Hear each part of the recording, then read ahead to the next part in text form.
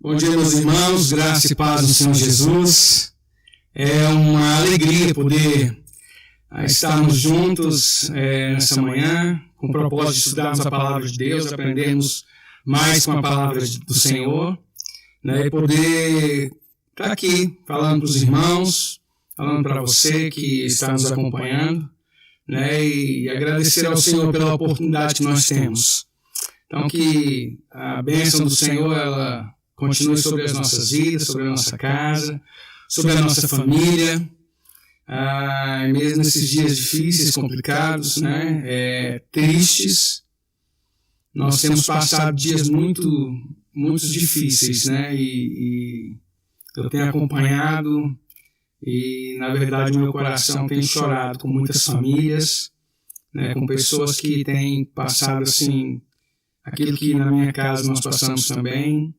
Então, a gente tem orado e pedido ao Senhor que continue com a sua misericórdia sobre o nosso país, sobre o mundo inteiro, e pedindo que Ele intervenha em tudo isso.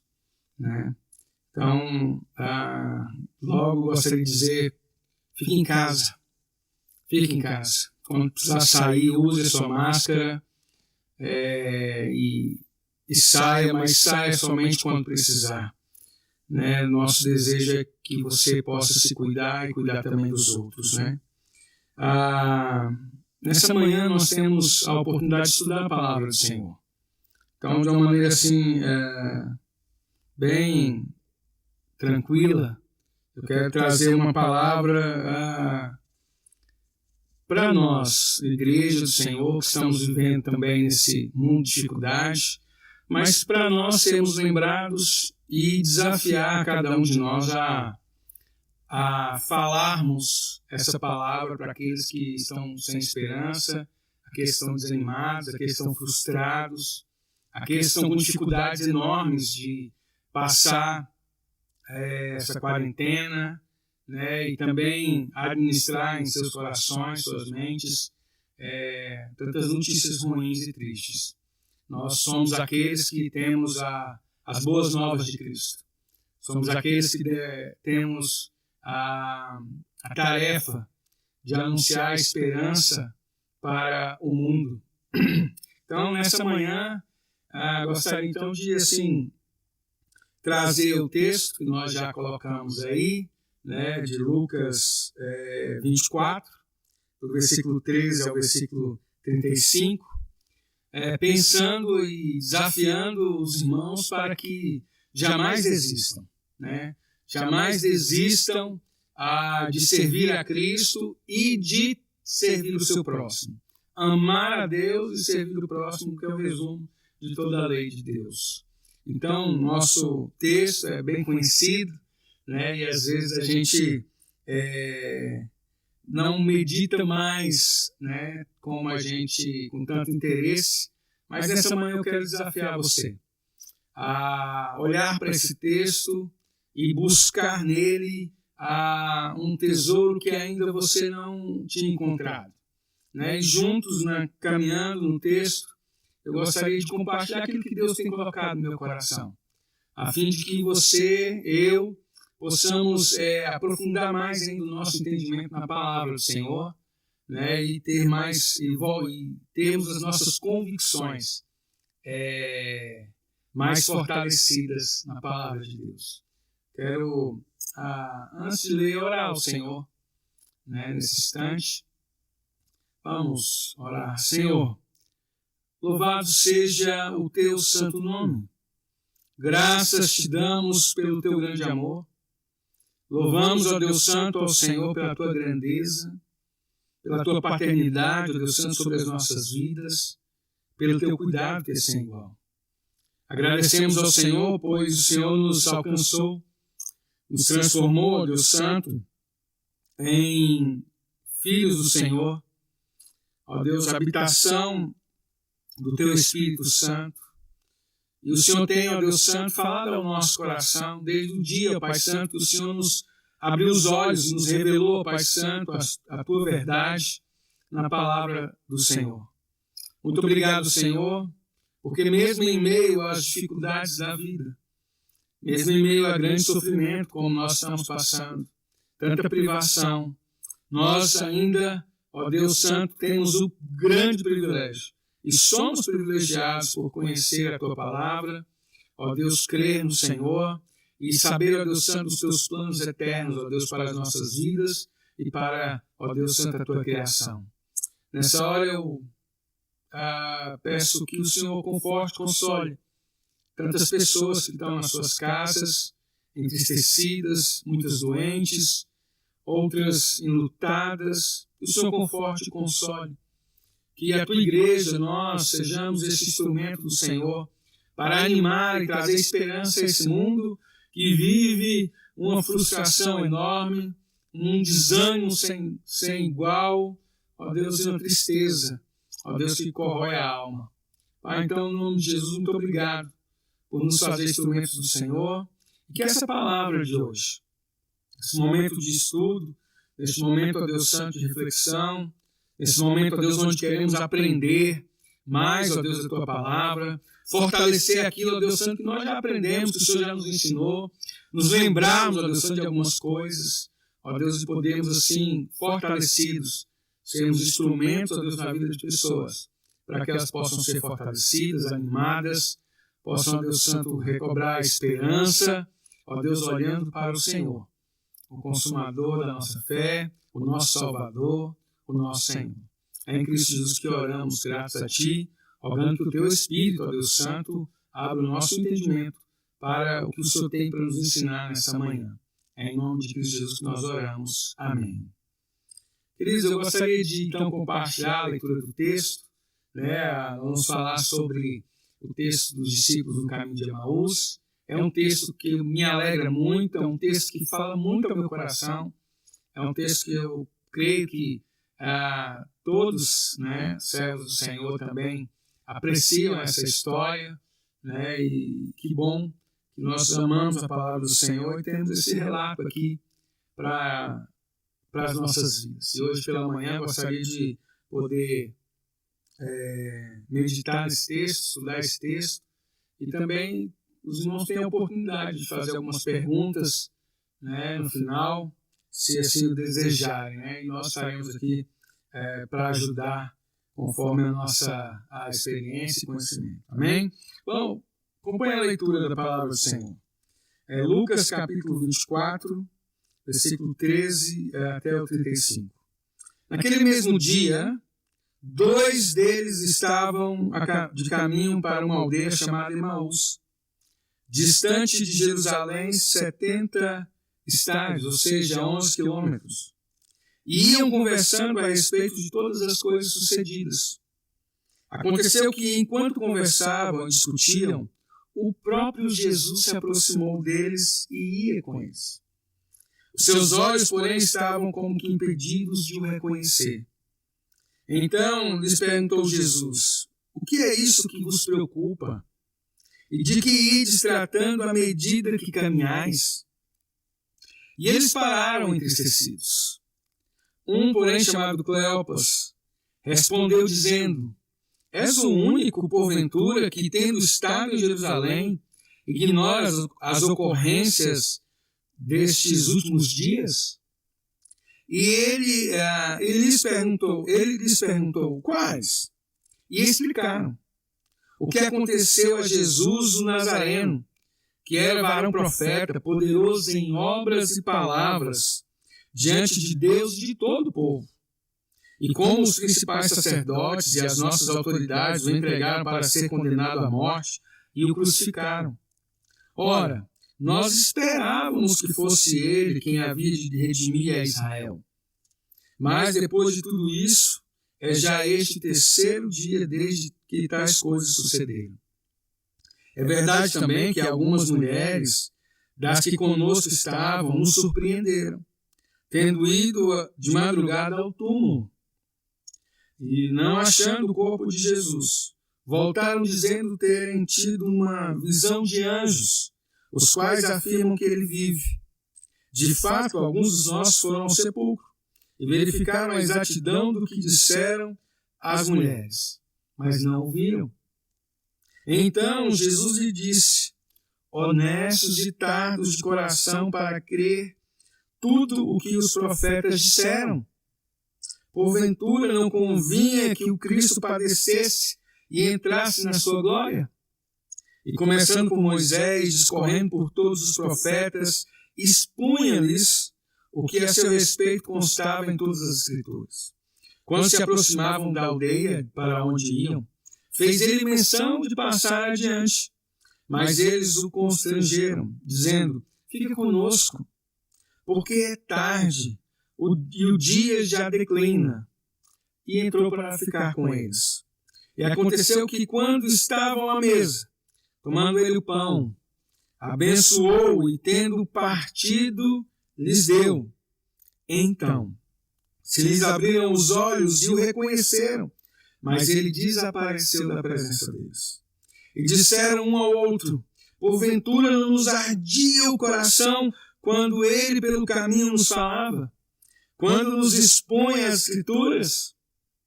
E na mesma hora, levantando-se, voltaram para Jerusalém, onde acharam reunidos 11 e outros com eles, os quais diziam: o Senhor ressuscitou e já apareceu a Simão. Então os dois contaram o que lhes acontecera no caminho e como fora por eles reconhecido no partir do pão. Amados, esse é o texto que nós vamos trabalhar, estudar essa manhã. É o capítulo 24 de Lucas. O Evangelho de Lucas traz para a gente esse texto maravilhoso do capítulo 24. Ele é o último da carta do médico, amigo de Paulo, que escreveu a um homem chamado Teófilo. O autor narra que pareceu-lhe bem expor, e depois de uma acurada investigação e em ordem, os fatos que aconteceram no decorrer do ministério de Cristo Jesus. Lucas, capítulo 1, versículos de 1 a 4. Com o desejo de falar desses fatos que aconteceram após a morte de Jesus, eu creio que seria necessário a gente voltar um pouco só no que diz o contexto antes desses dias. Logo no capítulo 22, dá-se então início às conspirações para matar Jesus Cristo. Desde então o Messias vai ao Getsêmani, Pedro nega a sua fé, Cristo é julgado e crucificado, e então no capítulo 24 trata sobre a ressurreição do Mestre. Os dois discípulos aparecem aqui nesse texto, a história deles.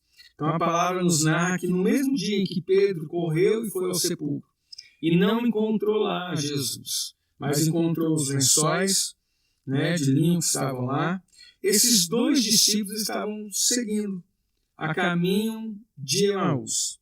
Eles saíram de Jerusalém e foram para Emaús, cerca de 11 quilômetros, e enquanto eles caminhavam e conversavam, discutiam sobre o que tinha acontecido naqueles dias e debatiam sobre a morte de Cristo, até que um homem aparece ao lado deles, aparentemente desinformado do que havia acontecido naqueles dias, e sem ele saber, era o próprio Jesus, o próprio Mestre. Mas o texto de Lucas também nos fala e nos mostra que eles estavam como que com os olhos impedidos de reconhecer a Cristo. Então Cristo interfere no diálogo deles, indaga os caminhantes a respeito daquilo que os preocupava e afligia os seus corações, porque eles estavam entristecidos, e ambos param até que um, chamado Cleopas, ele começa a falar, ele diz e faz uma pergunta: tu és o único que, porventura estando em Jerusalém, não conhece, não sabe das últimas notícias? E o Senhor, promovendo o diálogo, buscando uma conversa, pergunta quais. E eles começaram a contar a história de Jesus, da morte de Jesus, falaram até que esperavam que fosse Jesus que fosse redimir a Israel do poder do inimigo. Até disseram que algumas mulheres e alguns discípulos teriam ido ao túmulo, mas não teriam encontrado o corpo de Cristo. mas vieram com uma mensagem afirmando que Jesus estava vivo. Hoje, tais como os discípulos de Emaús, parte dos nossos irmãos, né? Quem sabe, às vezes, nós, em alguns momentos, possuem dificuldades para entender profundamente a mensagem do Evangelho.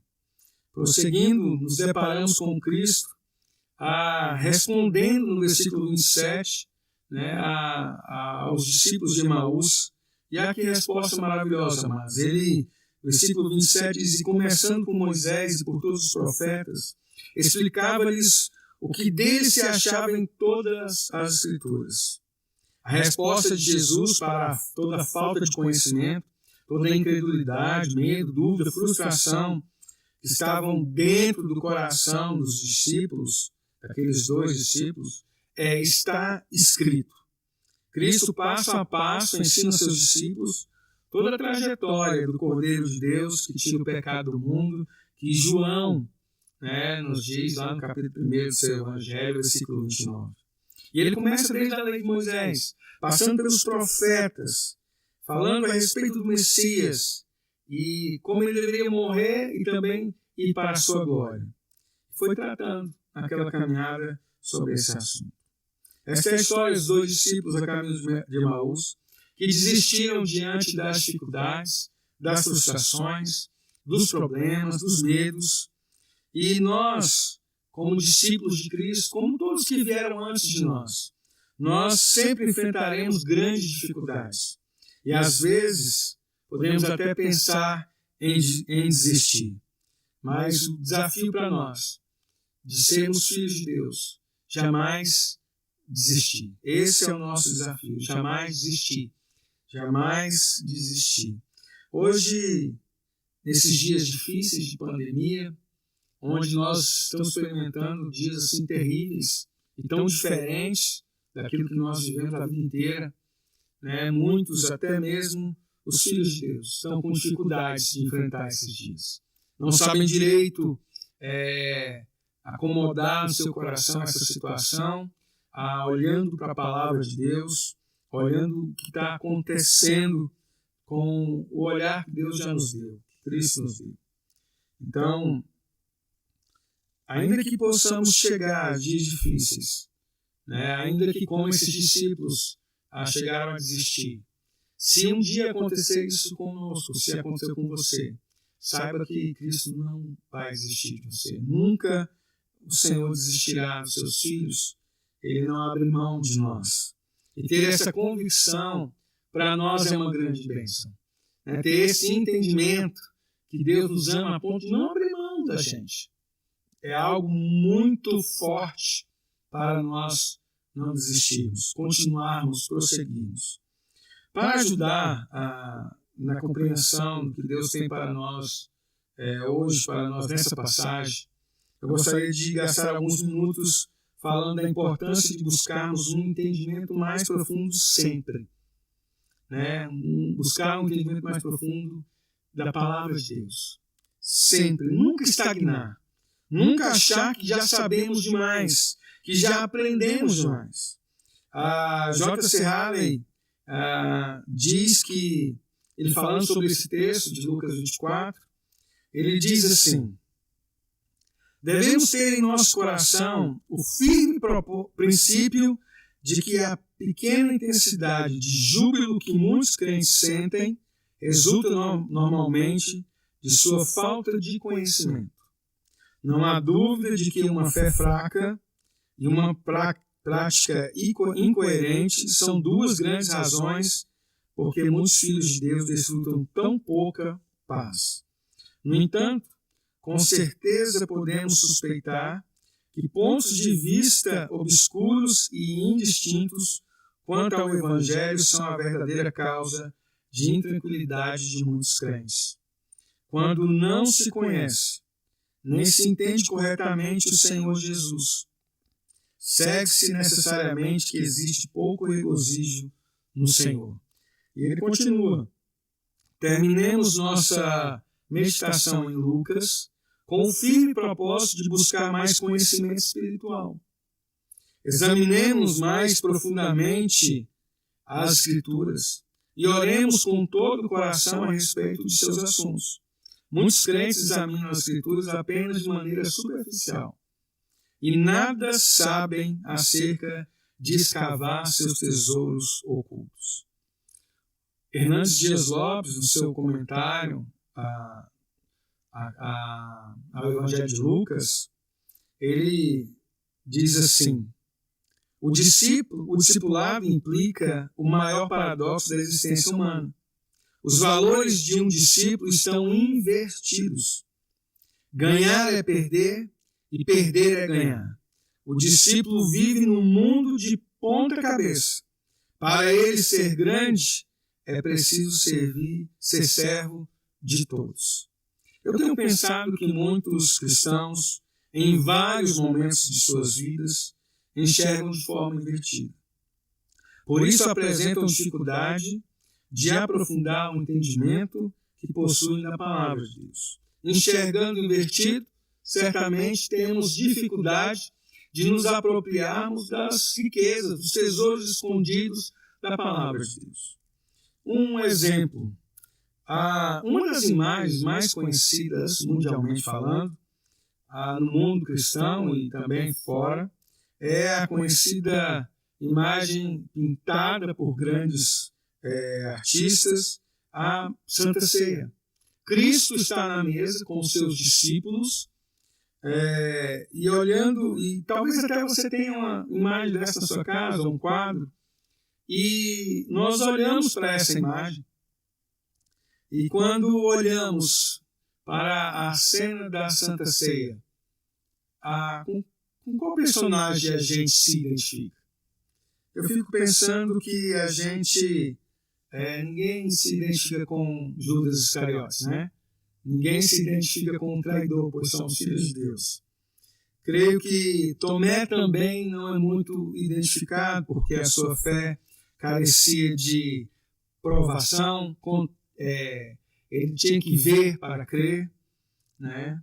Creio que alguns rapidamente se identificam ou são identificados com Pedro, mas eu penso que dificilmente, amados, nós nos identificamos com Cristo. Aquele que está à mesa, aquele que está servindo, aquele que está repartindo, aquele que está oferecendo, aquele que vai se sacrificar pelos seus irmãos, pelo seu próximo, pelos outros. Cristo é o nosso exemplo, é o nosso modelo.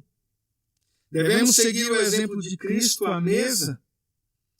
Ele é filho de Deus, ele é o primogênito, nós somos filhos de Deus, mas somente ele é Deus.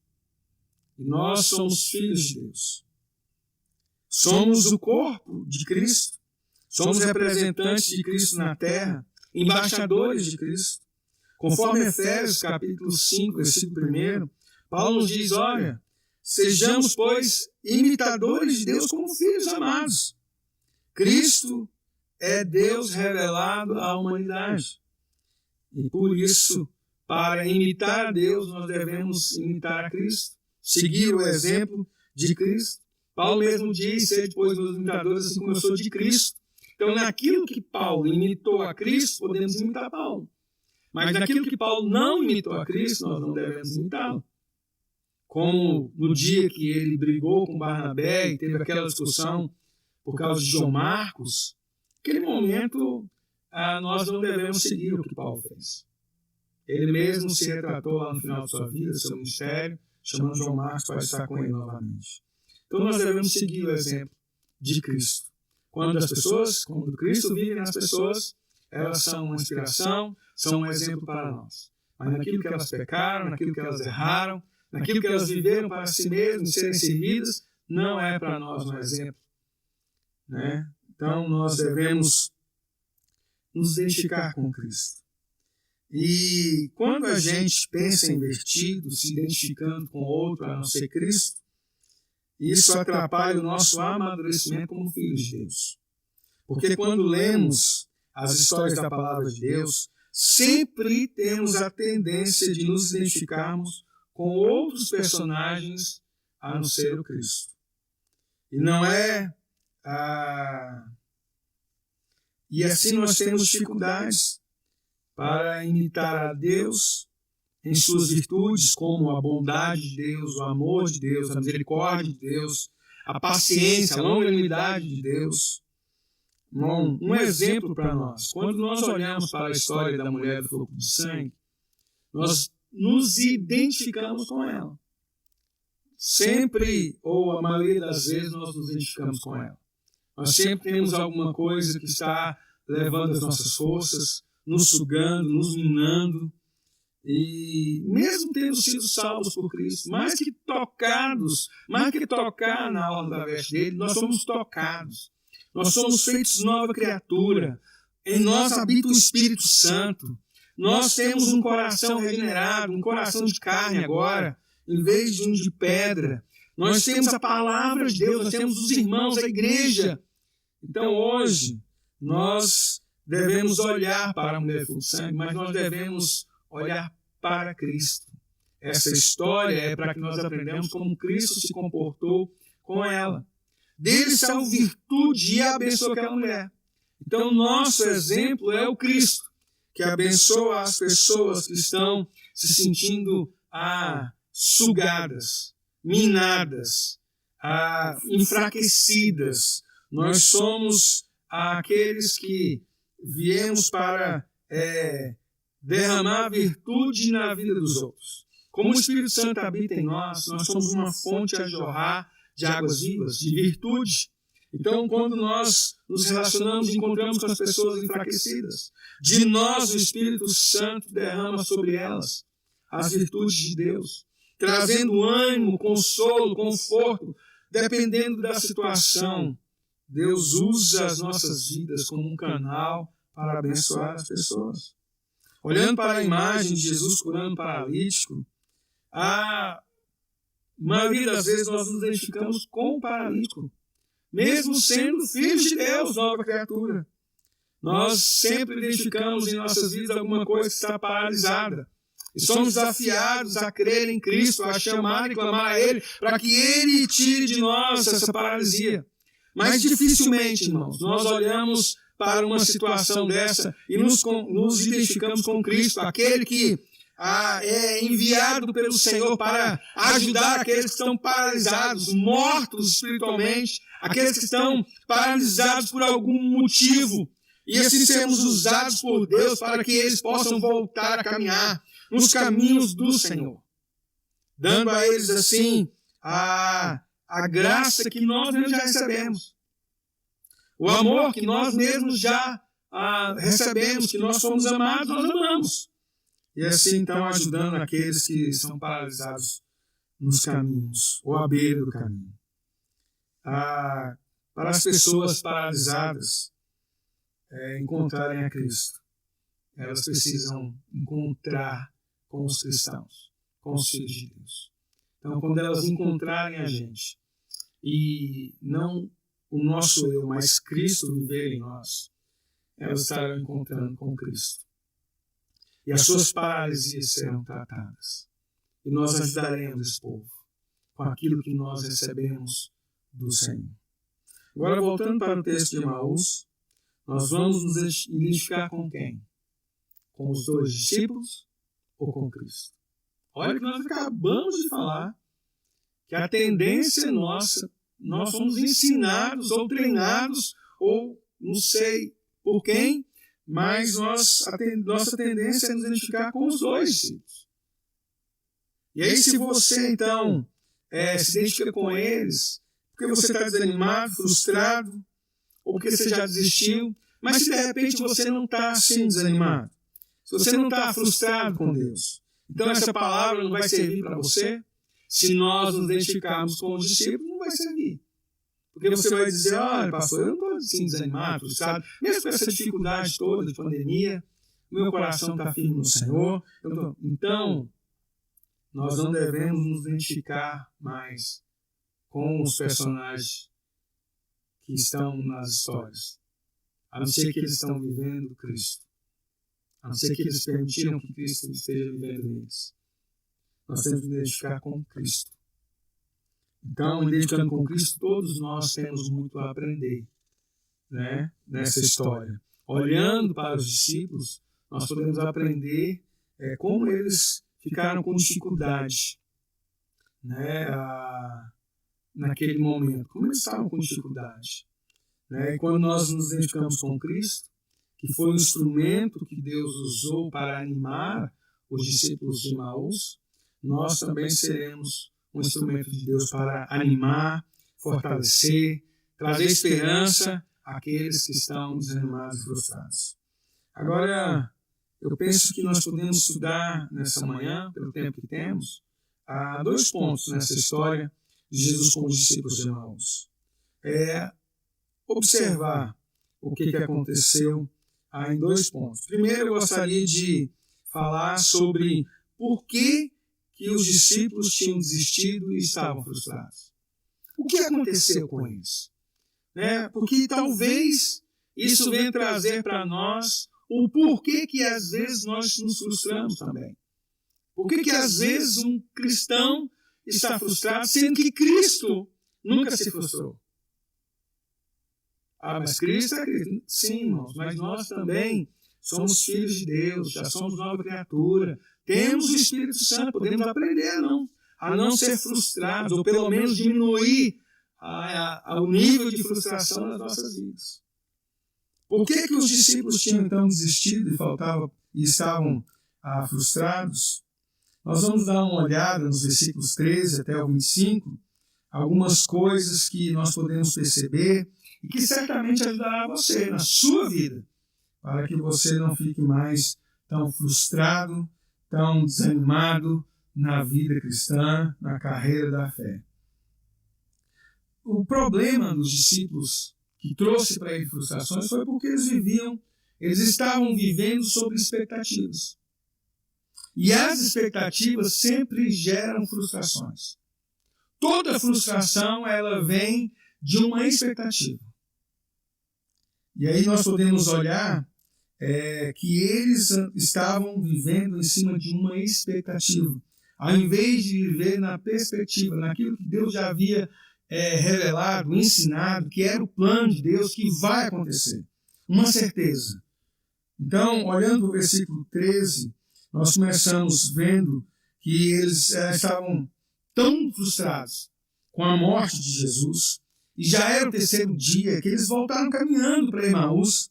Eles não perceberam a importância do momento que eles estavam passando, o maior momento da história da humanidade. É a ressurreição de Cristo. Sem a ressurreição, Paulo diz que a nossa fé é vã. Não tem como viver aqui. Não vale a pena. E eles, então, não tinham percebido a importância da história da ressurreição. Eles não estavam lembrando, na verdade, eles sabiam do que Jesus falou, mas a frustração era tão grande por causa de uma expectativa que eles, então, tinham esquecido ou não estavam com as suas convicções, porque eles estavam com expectativas e frustrações. Eles estavam concentrados nas suas decepções, nas suas frustrações. De fato, não reconheceram Jesus enquanto caminhava ao lado deles. Paulo, pelo contrário, melhor.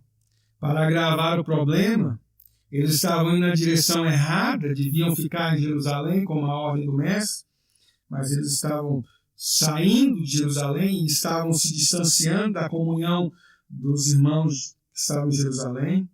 E é interessante a gente ver que o versículo 16 diz que eles estavam com os olhos impedidos de o reconhecer. Bom, aí eu penso em algumas coisas. Primeiro, Jesus estava com um corpo ressurreto, com um corpo transformado. Ele estava diferente. Marcos capítulo 16, versículo 12 vai dizer isso, que Jesus se manifestou de outra forma, né? E por isso os discípulos não o reconheceram. Né? E então, também, quando Jesus aparece aos outros discípulos, seguindo o texto que nós lemos, quando eles estavam presos, escondidos dentro de uma casa, trancados, Jesus então aparece a eles, eles também não acreditaram, mesmo olhando Jesus, conversando com ele, mesmo Jesus desejando a paz dele sobre a vida deles, mesmo Jesus falando, olha, eu tenho um corpo, toca aqui, né? Eles ainda não acreditaram, Jesus pediu algo para comer e eles não acreditaram, né? E Jesus então expôs a palavra para eles e abriu o entendimento deles. Então, sim, Deus pode ter, da maneira que Cristo apareceu para eles, eles tiveram dificuldade de reconhecer, mas também eu creio que a frustração, a dificuldade de reconhecer Jesus vem de não crer naquilo que Jesus falou.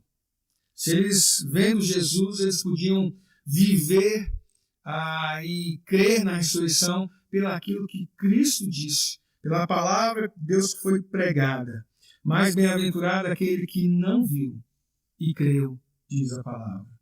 Hoje as frustrações nos atrapalham a crer na palavra de Deus, porque elas trazem expectativa. O versículo 18 vai dizer que essa história foi conhecida por muita gente.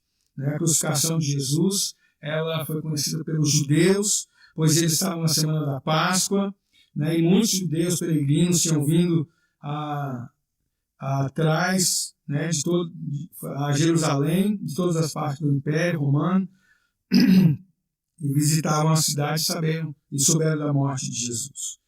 Então, toda a nação ficou interessada nessa história. O versículo 21, que é, para mim, um dos pontos mais importantes aqui, para a gente poder trabalhar em nosso coração, gostaria até de ler aquilo que diz a palavra do Senhor. Diz assim, ora, nós esperávamos que fosse Ele quem havia de redimir a Israel. Mas depois de tudo isso, e este é o terceiro dia desde que tais coisas sucederam. Esses discípulos, eles estavam frustrados porque eles criaram uma expectativa que Cristo nunca havia dito a eles. Jesus nunca afirmou que ele teria vindo para poder livrar Israel do poder do Império Romano. Os judeus tinham o costume de acreditar que as profecias do Antigo Testamento traziam um Messias que era um líder militar, um líder político da nação. Então, esses discípulos, eles estavam frustrados porque eles criaram uma expectativa naquilo que Jesus não tinha falado. Ao invés de continuar com a perspectiva do que Cristo disse, eles, então, criam expectativas e das expectativas só vêm frustrações. Às vezes, nós buscamos expectativas nas nossas vidas. Às vezes, você tem a expectativa de que seu marido nunca vai errar, nunca vai te decepcionar, nunca vai pisar na bola, nunca vai ser indelicado com você. Isso é uma expectativa.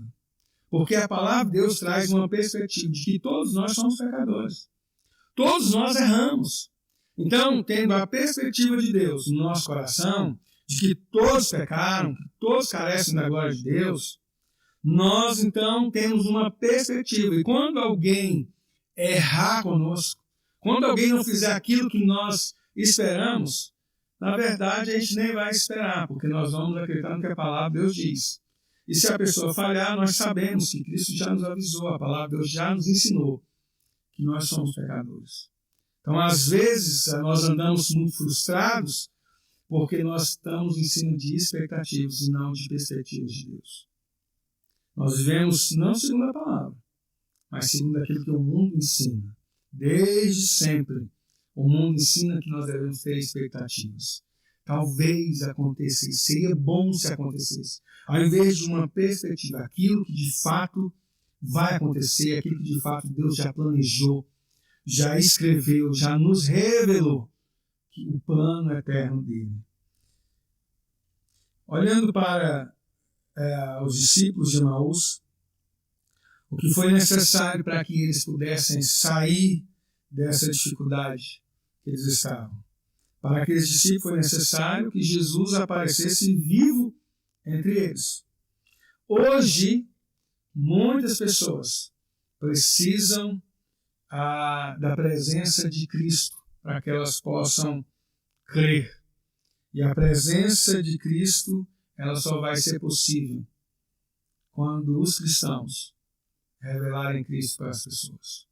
Quando Cristo viver em nós, as pessoas encontram com Cristo a presença do Senhor. O versículo 25, Jesus já começa então a trabalhar com eles, falando que eles eram honestos e tardos de coração, de entender sobre a palavra de Deus, para crer, né? E por que eles estavam com tanta dificuldade? Porque eles estavam tão admirados com o mundo, com o poder político, com o poder militar. Eles estavam cegos para os valores do reino de Deus, mas eles estavam muito admirados com as coisas deste mundo. Será que alguns cristãos, alguns crentes, filhos de Deus, não estão tão assim admirados e preocupados com as coisas desse mundo? Estão se esquecendo e assim estão se frustrando?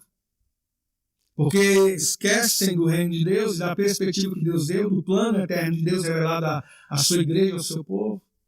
Será que você não está ficando frustrado porque você está admirado, tão envolvido com as coisas do mundo que tem se esquecido? Será que nós entendemos bem a mensagem do Evangelho, que diz que aquele que nasce em Cristo, ele morre para o mundo? Você já morreu para este mundo, meu irmão? Você vive como quem já foi ressuscitado, como Efésios vai dizer para nós, que em Cristo nós já fomos ressuscitados. Você vive para Deus e para as coisas celestiais. Você trabalha para que a vontade que foi feita no céu também seja feita aqui na terra. Se você anda frustrado, se você anda desanimado, se você anda tão preocupado com as coisas desse mundo, examine o seu coração. Se você não está vivendo em cima de perspectivas, se você não está vivendo sobre os valores desse mundo tão admirado aqui. Eu creio que muitos cristãos estão nessa situação. Por isso eles têm medo de morrer. Porque eles estão tão apegados aqui, tão arraigados aqui. E não entenderam que Cristo venceu a morte. Que nós, em Cristo, já vencemos a morte. Já fomos ressuscitados com Ele. E já temos a vida eterna. Nós, olhando para os discípulos, eles tinham as profecias, tinham o próprio Cristo. Mas nós não temos apenas o testemunho dos profetas do Antigo Testamento. Nós temos o testemunho dos apóstolos no Novo Testamento. Nós temos a história da igreja cristã. Nós temos o testemunho da vitória de Cristo sobre a morte. Então esses discípulos desistiram, porque eles estavam com expectativas humanas e não com perspectivas divinas. O segundo ponto que eu gostaria de colocar: como Jesus ajuda os seus discípulos que haviam desistido e estavam frustrados. Depois de os dois seguidores explicarem sua tristeza e frustração, Jesus então começa a pregar as Escrituras para eles, explicando o seu ministério, o que as Escrituras falavam sobre o seu ministério. Então, quando nós estivermos frustrados com muitas coisas, nós vamos encontrar auxílio nas Escrituras. O Supremo Pastor vai nos ensinar a olharmos para a Escritura e assim aprofundar, relembrar aquilo que nós aprendemos e aprofundarmos aquilo que nós já conhecemos. Deus, por meio da sua palavra, Ele nos ensina. Às vezes você pode ter dificuldade de entendimento na palavra de Deus. E nós temos sim isso, mas nós temos também os irmãos que podem nos ajudar a conhecer mais a palavra, a saber mais sobre aquilo que Deus tem para nós, aquilo que Deus nos ensina. Obrigado, meu querido.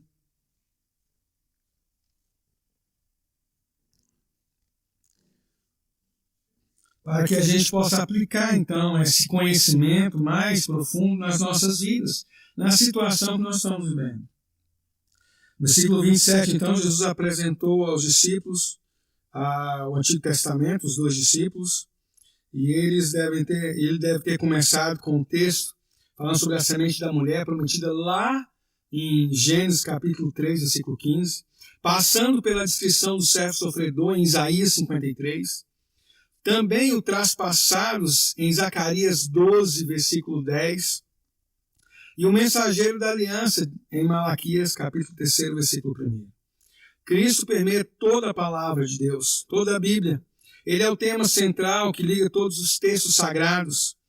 Além dos textos acima, é possível que as várias passagens que se seguem, que nós vamos falar, tenham sido mencionadas quando do encontro de Cristo com os seus discípulos de Emaús. Salmo 22, Salmo de número 69, Salmo de número 110, Isaías 53, Jeremias 31, Zacarias 9, Zacarias 13 e Malaquias 3. Por fim, esse texto nos fala, termina na nossa leitura, o versículo 33 e 34. E eu gostaria de reler esses versículos. Diz assim: E na mesma hora, levantando-se, voltaram para Jerusalém, onde acharam reunidos os 11 e outros com eles, os quais diziam: O Senhor ressuscitou e já apareceu a Simão. Então os dois contaram o que lhes acontecera no caminho e como foram por eles reconhecido no partir do pão. Cristo, então, não somente falou de forma especial para esses dois discípulos, apareceu para esses dois discípulos, como também apareceu para Pedro. Paulo diz que Jesus apareceu para Pedro quando estava sozinho. 1 Coríntios capítulo 15, versículo 5. E nessa ocasião, essa não é descrita assim no Novo Testamento, nos Evangelhos, na verdade. Jesus mostrou uma preocupação individual com Pedro, porque este se sentia completamente indigno, estava frustrado, depois de negar o Senhor. Mas Pedro se arrependeu e Jesus se aproximou dele e o perdoou. E logo Deus trabalharia com Pedro para edificar a sua igreja. Mas eles, os discípulos de Emaús, sabe quando que eles foram animados por Cristo? Foi no momento da comunhão, no momento do partir o pão. Ali, os seus olhos foram abertos e eles então foram reanimados a ponto de sair de onde estavam para voltar a viagem para Jerusalém, mesmo no final da tarde, mesmo durante a noite. Então Jesus animou seus discípulos, se pondo ao lado deles, identificando que eles estavam lentos para entender as coisas de Deus, pregando a palavra para eles, pregando sobre Ele mesmo, o Cristo, fazendo com que o coração deles ardesse ao ouvir a pregação da palavra de Deus. Mas eles só foram animados com a comunhão e no partir do pão. Sabemos que Deus está em nós. Sabemos que somos o templo do Espírito Santo. Mas mesmo assim, por vezes, podemos estar frustrados nesta vida. Podemos ouvir até uma pregação da palavra de Deus. E mesmo assim, continuarmos frustrados. Observe que quem estava pregando não era um pastorzinho como o pastor Demas, mas era o próprio Cristo pregando. Era o próprio Deus falando com eles. Era Jesus pregando a palavra dele. Ele pregava como quem tinha autoridade. Ele era o Cristo, o próprio Deus estava pregando para eles. E mesmo assim, amados, eles estavam frustrados. Continuavam seguindo o caminho da frustração que era para Emaús. Um bom exemplo de que a gente pode ouvir uma pregação e ainda continuar frustrado é quando nós, na igreja, na reunião dos santos, na comunhão com os irmãos, ouvimos a pregação da palavra de Deus, do Evangelho. E o nosso coração, então, se enche da palavra do Senhor. E nosso coração pode até arder, irmãos, mas ainda assim a gente ficar frustrado, continuar frustrado. É impressionante falar isso, mas é verdade. E isso é comprovado em muitos acampamentos que você foi e eu fui. Em muitos cultos que nós fomos E a palavra de Deus ardeu em nosso coração de uma maneira tão forte que nós saímos assim cheios do Espírito Santo, alegres por ouvir a palavra do Senhor. Mas naquele acampamento, que foi tão bom, nós, em poucos dias, o coração para de arder, nós voltamos à vida cotidiana e a gente não teve um aprofundamento de entendimento, não houve uma transformação na nossa vida. Irmãos, foi no momento da comunhão, do partir do pão, que os discípulos tiveram seus olhos abertos. Eu quero dizer, irmãos, que nós podemos, e nós temos o Espírito Santo, podemos ouvir uma pregação, podemos até ter o coração ardendo, mas às vezes ainda continuar frustrados. Porque se a pregação, se a palavra não se transformar em prática, ela não transforma a gente. Se a gente não praticar aquilo que nós pregamos, como Cristo que veio dos céus, encarnou para pregar e viver, pois nós somos cartas vivas, nós somos o bom perfume de Cristo, nós somos o sal da terra, nós somos a luz do mundo. Nós não seremos essas coisas, nós já somos. Então nós devemos ouvir a palavra, mas nós devemos praticar essa palavra. Porque, senão, nós continuaremos desanimados. Às vezes você pode estar desanimado na sua vida. Vive a vida cristã, mas lá no fundo do seu coração, você sente que falta alguma coisa. Tem algo te desanimando, que você poderia fazer muito mais.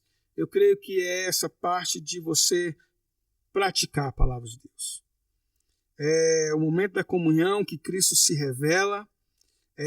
Então, quando nós pegamos a palavra de Deus que nós ouvimos e nós partimos para praticar essa palavra, Cristo é revelado na vida das pessoas. Se nós vamos num congresso de missões, ouvimos uma pregação sobre missões e não partimos para a prática de evangelizar, de fazer missões, e atrás para ter comunhão, Cristo não vai ser revelado neles, nas pessoas, no nosso próximo, e nem nós seremos, então, assim, amadurecidos e edificados. A palavra de Deus diz em Tiago, capítulo 1, versículo 22 a 25, sejam, pois, praticantes da palavra e não somente ouvintes, enganando a vocês mesmos, porque se alguém é ouvinte da palavra e não praticante, assemelha-se àquele que contempla o seu rosto natural no espelho, pois contempla a si mesmo, se retira e logo esquece como era a sua aparência. Mas aquele que atenta bem para a lei da perfeita, lei da liberdade, e nela persevera, não sendo ouvinte que logo se esquece, mas operoso praticante, esse será bem-aventurado no que realizar.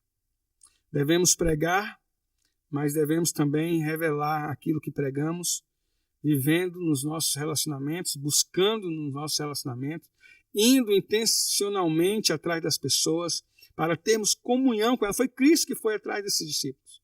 Nós temos a ordem de Cristo de irmos atrás das pessoas, para comunicar a elas o Cristo, que a nós foi revelado, pregando a palavra de Deus, não só com a boca, mas com a nossa vida, para que eles possam conhecer Cristo.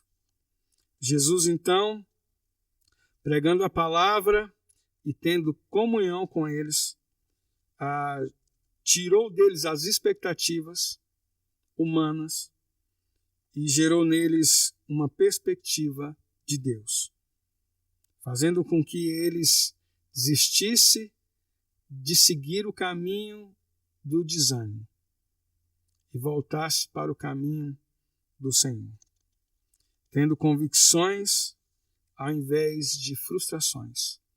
A expectativa só tem de fruto a frustração.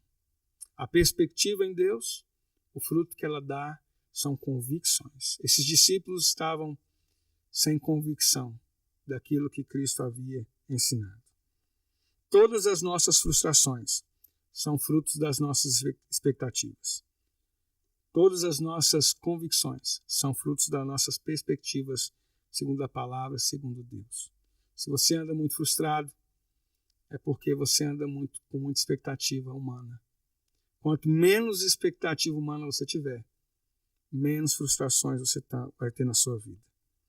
Irmãos, eu creio que chegou a nossa hora. Na verdade, já é a nossa hora sempre. Né? Jesus fala que a hora de pregar é hoje, é agora. Quer seja oportuno ou não. Mas chegou a nossa hora de podermos entender essa palavra e buscarmos, mesmo isolados em casa, dentro da nossa casa, relacionamento com pessoas que nós já conhecemos. Aproveitar esse momento para partilhar das convicções que nós temos, para que as pessoas possam ter também essa convicção.